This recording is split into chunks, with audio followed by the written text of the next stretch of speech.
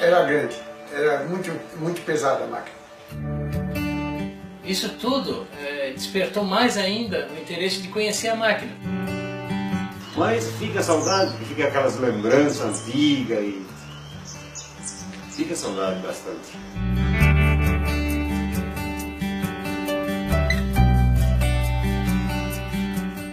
É o ano de 1942. Um jornal do Rio de Janeiro destaca que, para assegurar a solução do problema do abastecimento de carvão à usina de Volta Redonda, a Companhia Siderúrgica Nacional está ampliando os trabalhos de extração para a zona carbonífera do sul de Santa Catarina.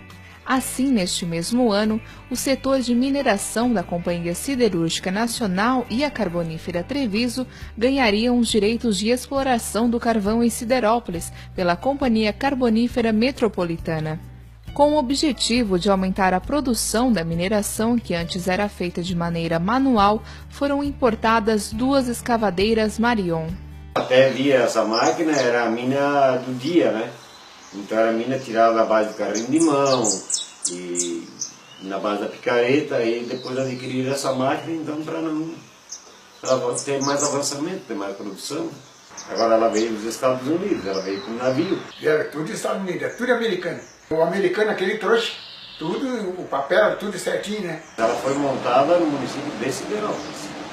21.000 pontas de fio foi ligado nela, 21.000 pontas de fio. Essas máquinas faziam parte do processo da mineração a céu aberto, técnica utilizada quando o material a ser retirado estava a poucas camadas do solo. Na região, este tipo de mineração durou aproximadamente 40 anos. A turma fala que a Marion extraiu o carvão. A Marion nunca extraiu o carvão. A Marion ela extraía a terra que estava em cima do carvão. Quem tirava o carvão eram as máquinas pequenininhas, as escavadeiras menores. Então, a Marion era um simples processo de retirada de terra. E ela ficava em cima do corte e cavava o buraco. A Marion Dragline 7800, de propriedade da Companhia Siderúrgica Nacional, trabalhava no sistema de dragagem, como mostra a réplica da mesma, feita por Carlos Gomes. E ela trabalha através de puxando. Ela lança a caçamba, vem puxando, vira, bascula. Então ela fazia toda a remoção dessa área para depois as outras máquinas tirar o carvão. Já a Marion menor, a Power Shovel 5323, pertencente à Carbonífera Treviso, possuía um braço que se articulava de baixo para cima, servindo como uma mão estendida. Essa daqui é a shovel, né, que em inglês significa pá, de juntar, então ela está juntando o sentido de uma pá, e a outra é dragline, que é um sistema de cabos diferente. E ela pesava 923 toneladas, não chegava a 1.000 toneladas. A Marion 7800, comparando, ela pesava 1.500 toneladas. A máquina toda funcionava a energia elétrica. A mesma possuía geradores que produziam toda a energia para o funcionamento dela. No entanto, para dar a partida, quando ela ainda estava desligada, era necessário ligá-la a uma potente rede elétrica. 4.000 volts tinha de potência, cabo assim, dessa grossura assim. É autossuficiente, ela só consumia na hora que ligasse ela. Depois que ela tivesse ligada, ela jogava energia, ela mesmo produzia o que consumia. Quando ela estava subindo, quando ela estava fazendo força, estava gastando energia. E quando ela estava descendo, estava produzindo. Produzia para os outros motores, né? Máquinas desse porte levavam em média 9 meses para serem montadas. Cada etapa da montagem era supervisionada por engenheiros da empresa Marion, fornecedora das máquinas. Essa máquina, ela veio, a Carbonífera Treviso comprou, chegou em 58, foi montada em 58. A Marion 7800, que era da CSN, né, na época administrada pelos militares, ela foi montada em 1960. Mas a primeira caçambada que deu foi americana.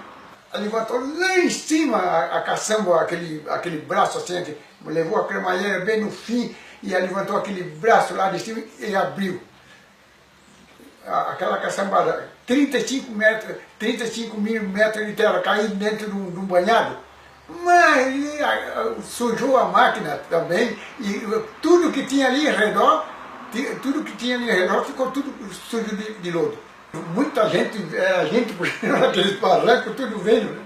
O americano ria que se matava, né? Ela trabalhou em Siderópolis, né? E no sentido Siderópolis-Rio Jordão. Ela saiu cavando algumas daquelas partes ali que foram reviradas, que a gente vê.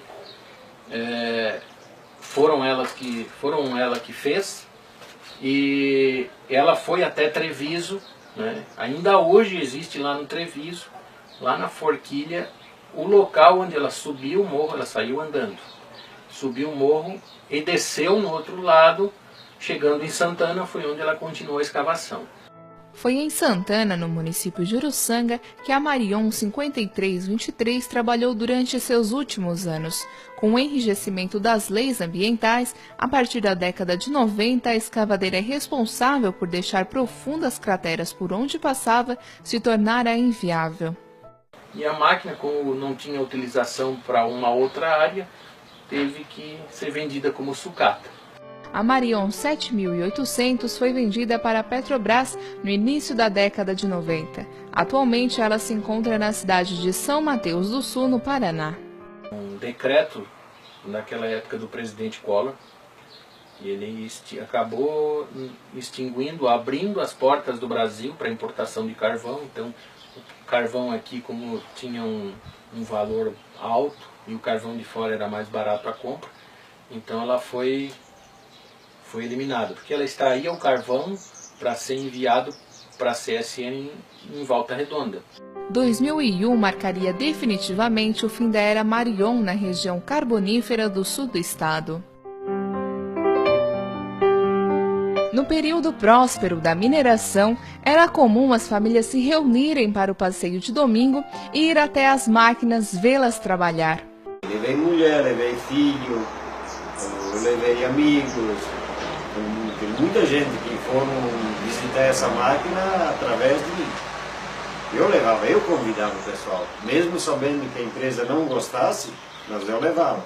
Se você olhar aqui, você vai ver um fusquinha amarelo que está aqui. E junto do lado do Fusca tem eu, a minha esposa, o filho e um vigia que tinha na máquina na época.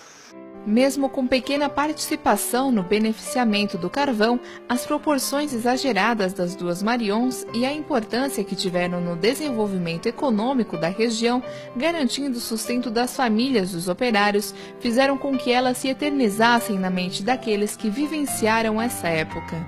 Tenho DVD, tenho foto, eu gosto de guardar essas coisas, essas lembranças antigas para mostrar para a juventude de hoje, porque essa máquina hoje não existe mais, né?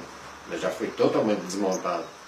Como a gente conhecia desde pequenininho, viu muitas vezes trabalhar, com o tempo, e ela foi embora, despertou a vontade de fazer uma réplica. Acabei montando uma de madeira, mas bem grosseira. Foi bem grosseira, mas eu brincava com ela. Eu fazia os buracos no chão, nos canteiros da mãe, e brincava com ela. Isso tudo despertou mais ainda o interesse de conhecer a máquina. Numa época em que ela foi desmontada, porque a empresa se extinguiu, acabaram desmontando ela, e eu fui atrás dos manuais, né? E até encontrei manuais a mais do que eu imaginava que eu ia encontrar. Então eu encontrei manuais que tinham as medidas dela. Ela tem uma réplica real, com medidas 1:69, ou seja, 69 vezes menor que a original. Eu comecei a fazer ela em 2004 e fiz ela em 400 horas. Foram 400 horas trabalhadas para fazer detalhe a detalhe. E a primeira vez que ela apareceu em público foi na festa em Siderópolis. Então a gente colocou na festa a exposição da Marion, onde foi muito bonito ver as pessoas que trabalhavam, que operavam essa máquina, chorar por ver a maquete, por ver a gente resgatando isso. Quem não conseguiu ver a máquina de verdade, pelo menos tem as fotos e tem a maquete para dar uma olhada. Mas fica saudade, fica aquelas lembranças antigas e fica saudade bastante.